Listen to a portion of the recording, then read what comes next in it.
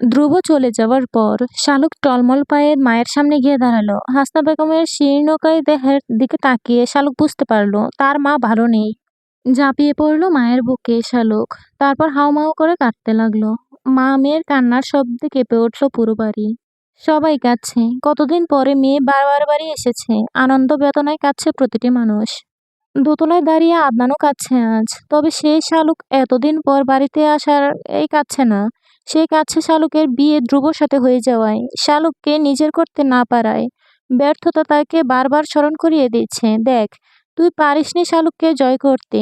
বাজি জিতে গেছে ধ্রুব। সবকিছুতেই তুই ব্যর্থ আদনান। আদনান রমে গিয়ে নিজের চুল নিজেই টেনে ধরল। অসহ্য লাগছে তার সবকিছু। এতদিন শালুক ছিল না, নিজেকে সে সামলে রাখতে পেরেছে, কিন্তু এখন শালুক তার সামনে থাকবে। সেই শালুক যার উপর এখন আর আদনানের কোনো অধিকার নেই, যার দিকে তাকিয়ে আদনান কথা বলতেও পারবে না, কেননা সে এখন বড় বাসুর হয়ে গেছে শালুকের। কেন এরকম হয়ে গেল? আদনান কিভাবে সহ্য করবে এবার? শালুকের দাদা বললেন, শালুক অনেকটা পথ জার্নি করে এসেছে, ওকে ঘুমাতে যেতে দাও। সকালে পরীক্ষা দিতে হবে ওর।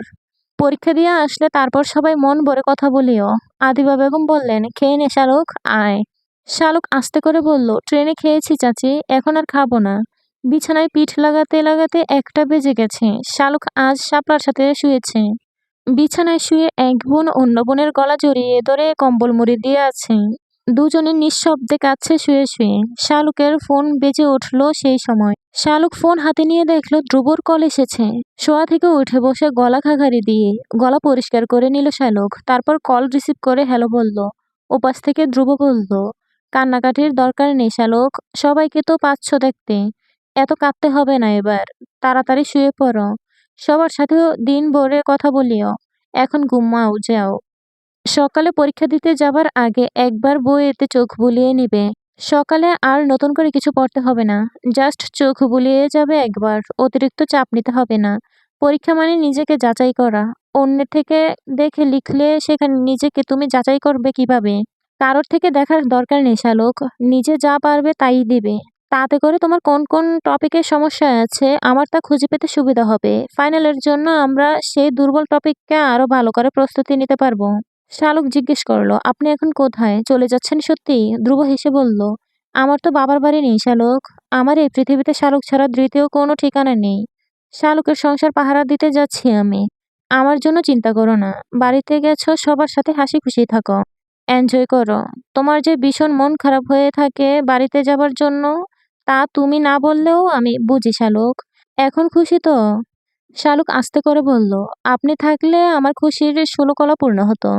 আপনাকে ছাড়া খালি খালি লাগছে সব। ধ্রুব হেসে বলল, ঘুমা শালুক, রাখছি। শাপলা শুয়ে শুয়ে দুজনের কথা শুনতে লাগলো। শালুক শুতেই শাপলা জিজ্ঞেস করলো, ধ্রুব ভাই কেমন রে শালুক? খুব রাগী না? তোকে খুব বকাঝকা করে? শুনে শালুকের ভীষণ হাসি পেল। তারপর বলল, ধ্রুব ভাই ভীষণ কোমল মনের আপা।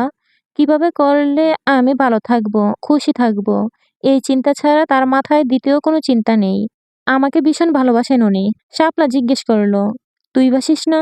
লজ্জা পেয়ে শালুক মাথা নামিয়ে নিল। তারপর বলল, বাসি আপা। আমি ও ধ্রুবকে আমিও ধ্রুব ভাইকে ভীষণ রকমের ভালোবেসে ফেলেছি। ওনার মধ্যে হয়তো এক ধরনের ক্ষমতা আছে আপা। ওনার সাথে কেউ মিশলে সে তাকে ভালো না বেসে থাকতে পারবে না। উনি নিজ গুণে আমার মন জয় করে নিয়েছে। শাপলার ভীষণ ভালো লাগলো শুনে, খুশিও হলো। কিন্তু তবুও বুকের ভিতর একটা হতাশার দীর্ঘশ্বাস শুনতে পেল শাপলা। সেও তো ধ্রুব ভাইকে ভালোবাসতো। পর মুহূর্তে শাপলার ভীষণ লজ্জা লাগলো এই কথা মনে হতেই। ধ্রুব ভাই এখন তার ছোট বোনের স্বামী। তাকে নিয়ে এসব বাবাও পাপ। তাছাড়া তার ভালোবাসা শুধু সে নিজে জানতো, আর কেউ না। ভাগ্যিস কখনো ধ্রুব ভাইকে বা শালুকের কাছে সে বলেনি। যদি বলতো তবে আজ বোনের সামনে দাঁড়াতে পারতো না। তার ছোট বোনটা ভালো আছে এটা তো অনেক। বেহায়া মন কেন অন্য কিছু চিন্তা করছে? হঠাৎ করে মনে হতেই শাপলা বলল, তুই না বললি ধ্রুব ভাই কোনো মেয়েকে ভালোবাসে? শালুক হেসে ফেলল এবার শব্দ করে। তারপর বলল, হ্যাঁ আপা, ধ্রুব ভাই এক কেশবতীকে ভালোবাসতো। তবে মজার ব্যাপার কি জানিস, সেই কেশবতী অন্য কেউ না, আমি ছিলাম। অথচ আমি এতটাই গাধা যে বুঝতেই পারিনি।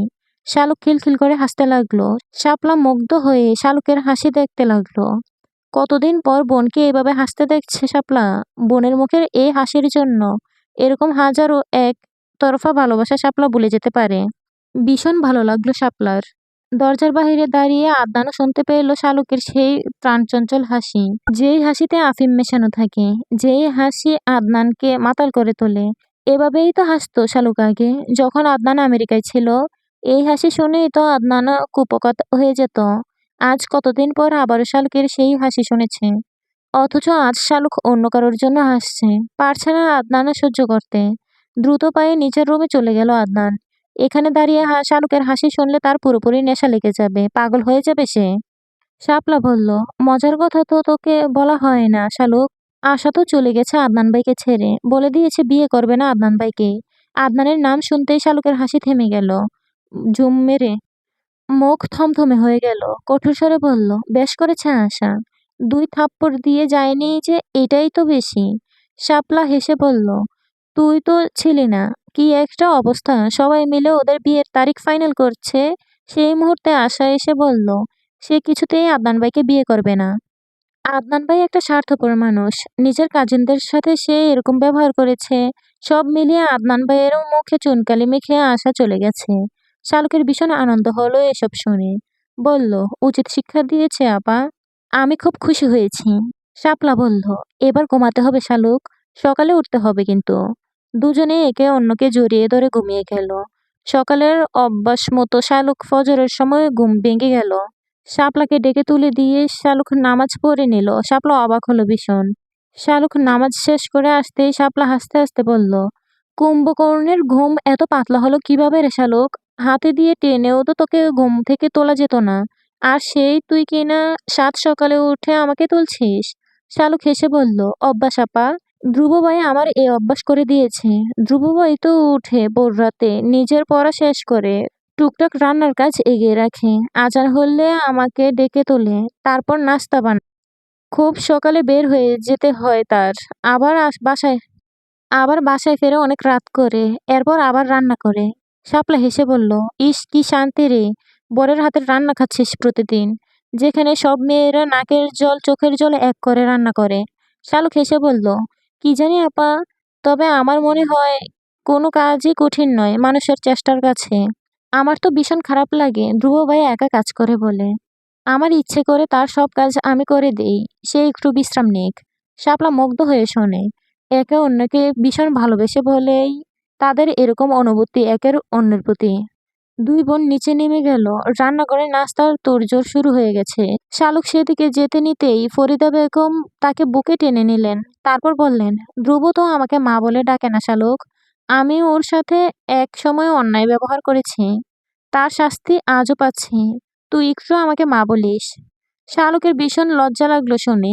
এই মানুষটা তার শাশুড়ি ভাবতেই কেমন লাগছে তার। ফরিদা বেগম হেসে ফেললেন শালুকের লজ্জা দেখে। তারপর বলল, না রে, তুই চাচি বলিস। তোর মুখে চাচি ডাকটাই ভালো লাগে আমার। তোর চুল তো ভালোই বড় হয়েছে শালুক। শালুক হেসে বলল, তোমাদের ছেলে না ধ্রুব ভাই, সেও তোমাদের মতো রাতে ধরে চুলে তেল দিয়ে দেয়, সকালে চুলে হেয়ার প্যাক লাগিয়ে দেয়। তোমাদের মতো করে আমার চুলের পিছনে লেগে থাকে চাচি।